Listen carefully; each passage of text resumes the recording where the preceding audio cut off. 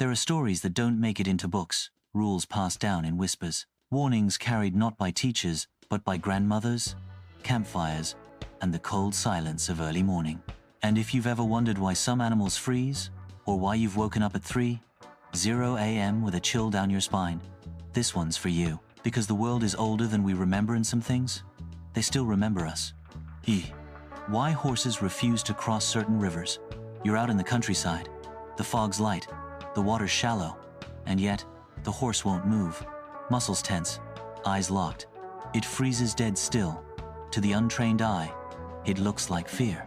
But old Celtic folklore saw something else. In ancient beliefs, rivers weren't just water. They were gateways, mystic thresholds between this world and the next. And horses? They were the seers. Sensitive, intuitive, trusted not for their speed, but for their ability to sense. If a horse refused to cross a river, it wasn't disobedience. It was a warning. That river, on that day, had something lingering, something unseen. Some called it a banshee's echo, calling out to whatever dared to pass. In Irish legends, the banshee didn't scream for those already dead. She screamed for those about to die. And if you forced the crossing anyway, well, the horse might not be the only thing that came back changed. Because in ancient texts, there were tales of riders who crossed cursed rivers and woke up days later, speaking backwards, unable to look in mirrors, as if something else had taken up residence in their minds. Something watching.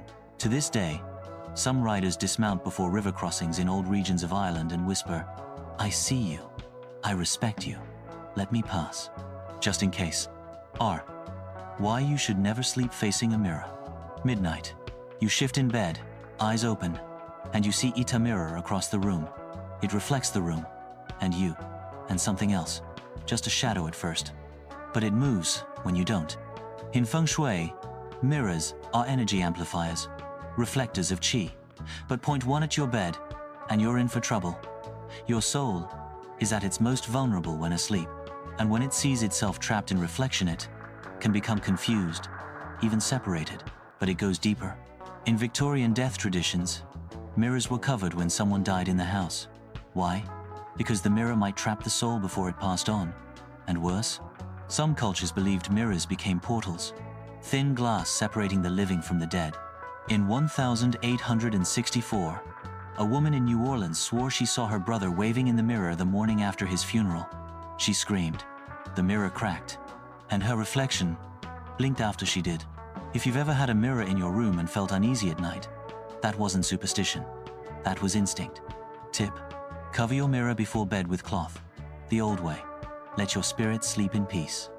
Son, why waking at 3 a.m. is called the witching hour. Your eyes snap open. No noise. No reason. You check your phone. 3:04 a.m. Welcome to the witching hour, time stamped in folklore, demonology, and centuries of occult belief. According to tradition, it's when the veil between worlds is thinnest, the time when spirits are most active, and dark forces slip through. Even in religious texts, 3 a.m. is considered a mocking inversion of Christ's death at 3 p.m. In the 15th century, it was widely believed that witches, devils, and spirits met to perform rituals precisely at 3 a.m. Monks in old European abbeys refused to pray during that hour. You think you're waking up randomly? Maybe. Or maybe something's standing near you, watching. A sleep study from 2012 showed a spike in reported, unexplained awakenings between 3:00 and 3:30 a.m. worldwide. Scientists blamed melatonin, but old stories tell of other causes. The shadows that stretch longer than they should. The cold in the room despite no open windows. So next time you wake up at 3 a.m. and feel like something is off, don't look at the foot of the bed. It might already be looking back. The curse of whistling in a graveyard. It's just a whistle, right? A little tune to break the tension. Harmless. Until it's not. In cultures across the globe from the southern US to Eastern Europe and Japan, whistling in a graveyard is considered an invitation. To who? The restless, the forgotten, the things without names. It's said that a whistle is like a beacon calling out, "Here I am," and sometimes, something whistles back. A 1903 account from Mississippi told of a man who whistled past a graveyard every day at dusk. Until one evening, someone whistled the same tune back to him.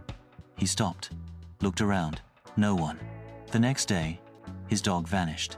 The next, he was found standing barefoot in the cemetery at dawn, eyes open, mouth frozen in a silent scream.